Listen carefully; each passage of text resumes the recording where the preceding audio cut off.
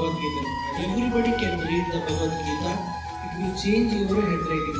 మీ తలరాత్రి ప్రతి ఒక్కరి యొక్క తలరాత్రి మార్చలేని ఒకే ఒక గ్రంథం ఏంటి అంటే అది Bhagavad Gita. A sincere suggestion to all the teachers and students who are interested to read this one, completely read this. దీన్ని చదవండి, చాలా బాగుంటుంది, చాలా మంచి బుక్ ఇది.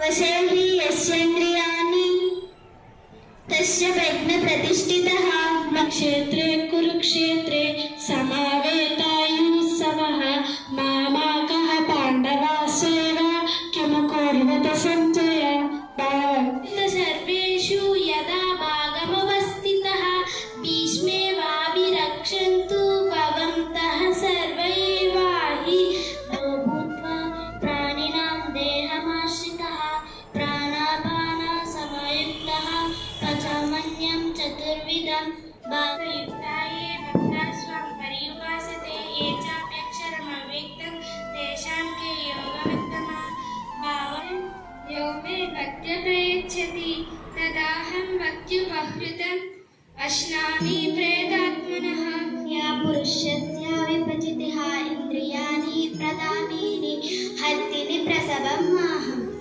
భావి బ్రహ్మాజ్ఞం బ్రహ్మణాహుతం బ్రహ్మేవ తేన గంతవ్యం బ్రహ్మకర్మ సమాధిన భావం శుకాభాష సమాధిస్తస్య కేశవ స్థితాదిః కిం ప్రభాషేత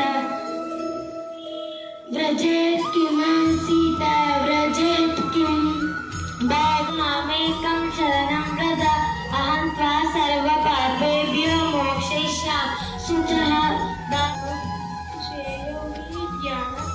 ज्ञानमभ्यसात् ज्ञान विशेष्यते ज्ञान कर्म फल त्यागः त्यागाचं चिरन्तरं वाक्यमिगूढं दुर्योधनस्तदा आचार्यमुपसंगम्य राजवचनमब्रवीत् शाग्राणि भवत भारत अभ्युत्थानम् अधर्मस्य तदात्मानं सृजाम्यहम् ततः त्यागे शान्तिरपैशूनमे दया उद्वेष लोलुप्त्वं मार्दवं भीम चाकलम् श्रीकृष्णो यत्र पार्थो